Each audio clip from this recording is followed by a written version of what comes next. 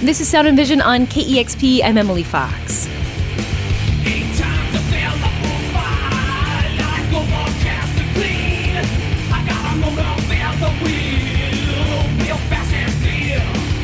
The Melvins are celebrating their 40th anniversary as a band with a performance at the Showbox on Friday, September 1st. The Melvins have been hugely influential on Seattle's musical sound and were influential to bands including Nirvana, Soundgarden, and Mudhoney. I'm now joined by the band's guitarist and vocalist, Buzz Osborne, to talk about the band's career. Hello. Hello.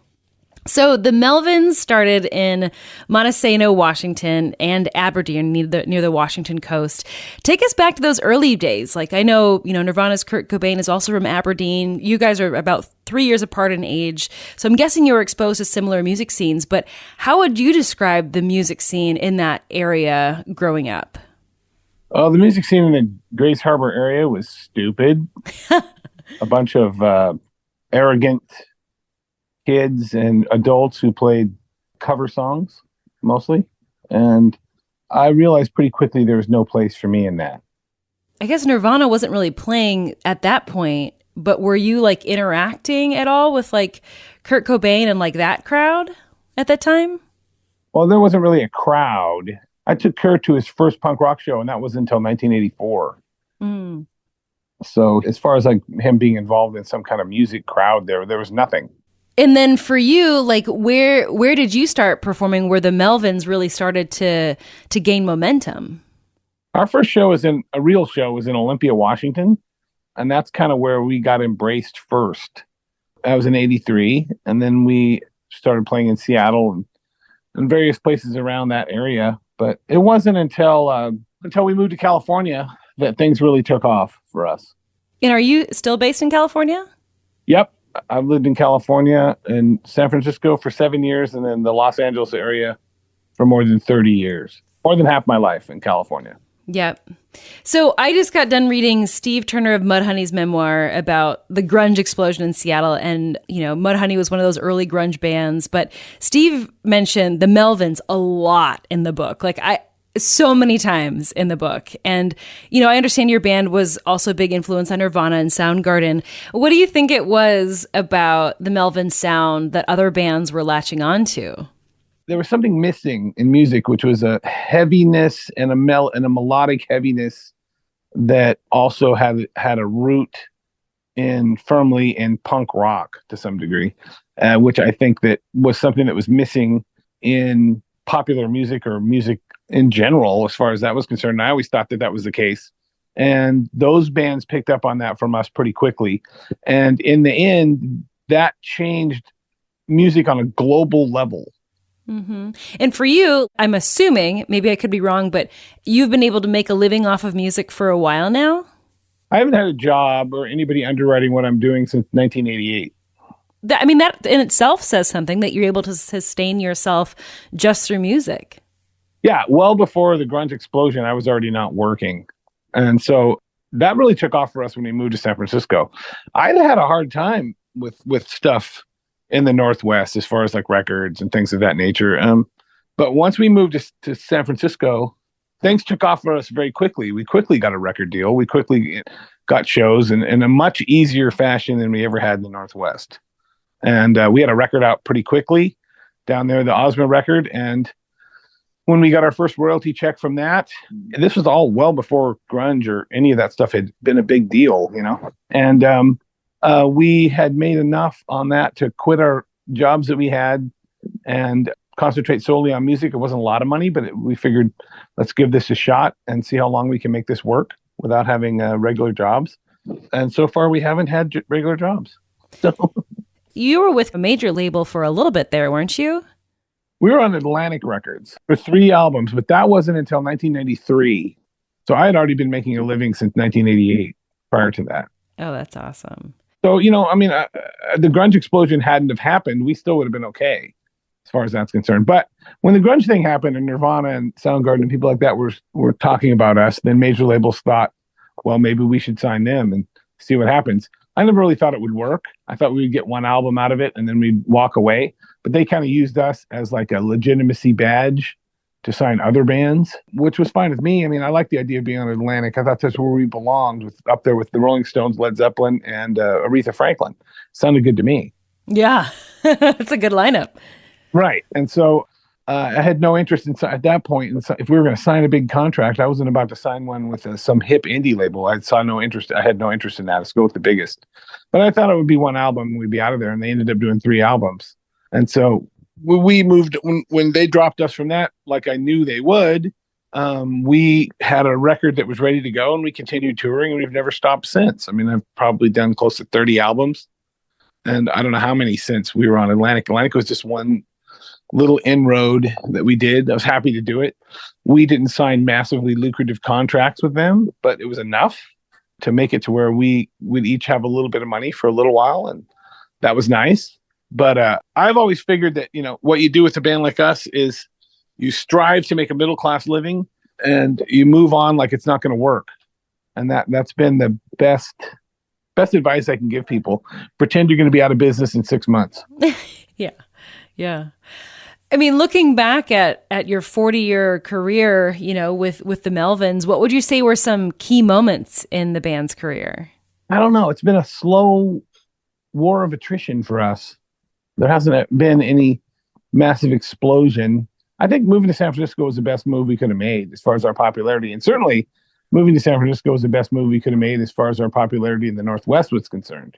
When we lived up there, we could get hardly anybody to show. As soon as we left, then all of a sudden it was like, oh, everybody wants to see us. We're like, well, where were you people when we were playing every weekend? Yeah. So pretty funny. I never quite understood that, but that's fine. I mean, we try to play there every year at least. And we always have a great time in the Northwest. It's great. But I'm, California and the Southwest to the bone now. And this is where I live. This is where I got married. I've been married for 30 years and to the same woman. Congratulations. And we laughed that it's 27 and a half years longer than most rock and roll marriages last. Yeah. What the hell is wrong with us?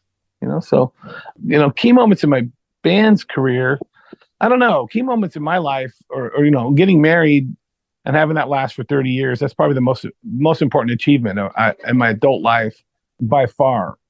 And that's the one I can rely on the most, and the one that kind of partnership is something that I don't take lightly and value very highly. So that's the most important thing. I love that answer. So I'm curious. I mean, the Melvins have put out so many records over the years. And I'm curious, if you were to choose 3 songs throughout your entire career that kind of exemplify what the Melvins are about or how your sound has evolved over the years, what 3 songs would you point to? I would say number 1 would be Night Goat. It's a song I wrote probably 30 years ago. Night Goat has this simplistic power that I think shows what I thought was missing in the music industry in the first place. And it's just a great riff. It's a kind of guitar riff that you wait your whole life to write. We had a bass player, Mark, in the band. When he started playing that song with us, he's like, that's the kind of riff I've always wanted to play. And that one works really well. I think that kind of says it. It's a great riff. I remember the moment I wrote it was in San Francisco. I was sitting on my edge of my bed, and I came up with that guitar riff, and I was just like, oh, that's good. That's good. I knew immediately that was really good. So I think that's probably the main one. If I had to pick one, that would be the one. Bombastic and big, and it's got a good hook to it, and it's very memorable.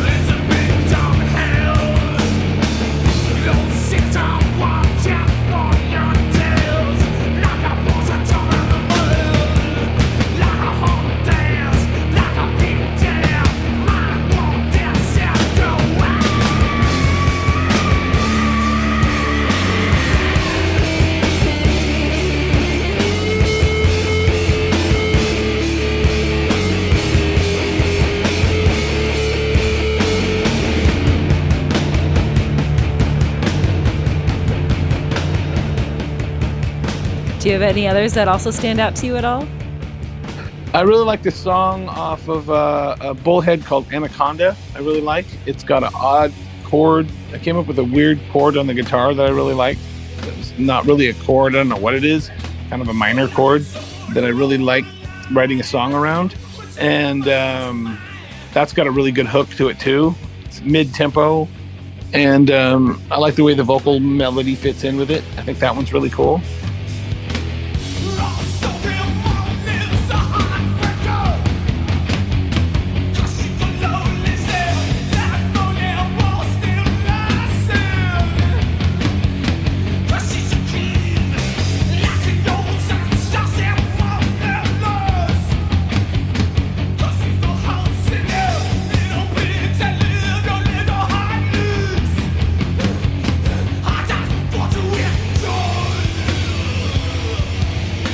And then there's one on a later record called Edgar the Elephant that I think is, I really like the way that's the Edgar the Elephant. It's like the guitar and the bass don't play the same thing at all.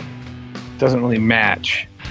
And it kind of reminds me of a more melodic version. Like if the Pixies were going to play the Gang of Four. If you listen to those three songs, you'd kind of have a pretty good understanding of what we're about.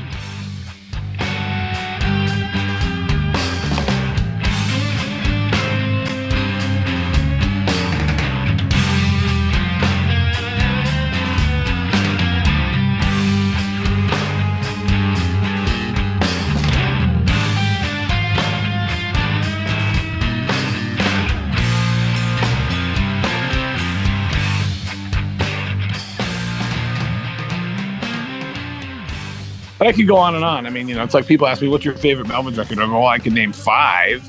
Right. I mean, I'm always kind of the belief that what I'm doing right now is my favorite stuff. I mean, we did an album a few years ago called A Walk with Love and Death. It was a whole album.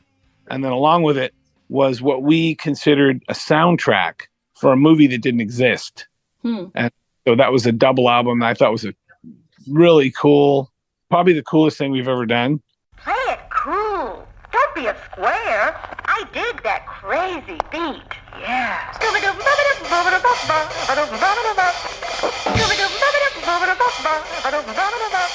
And then a year and a half ago, we put out a record called 5-Legged Dog, which was, we did 2.5 hours of Melvin's songs and a few covers of us doing all acoustic versions of our songs. That came out, it's a 4-album set. 36 songs. We did that, which I thought was a high watermark. I honestly think the Night Goat version on there that's the best version, I think. But that record, I think, is a huge achievement for us. It was really cool. And Walk with Love and Death. Both of those, I think, are two of the proudest things I've ever done. That was Buzz Osborne of the Melvins talking about the band's 40-year career. The Melvins are playing an anniversary show at the Showbox in Seattle on Friday, September 1st. This is Sound and Vision. You on my way to see, and I run my teeth. She meant to hold the fire down, and it's no more mean. You can make my teeth growl. You can make my underwear.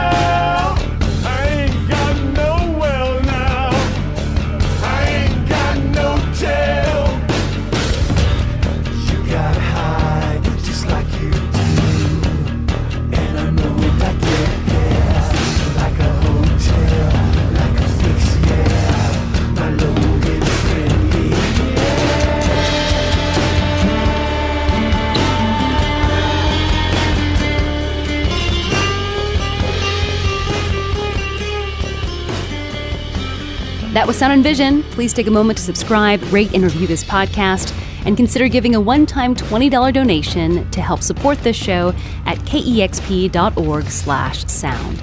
Thanks for listening.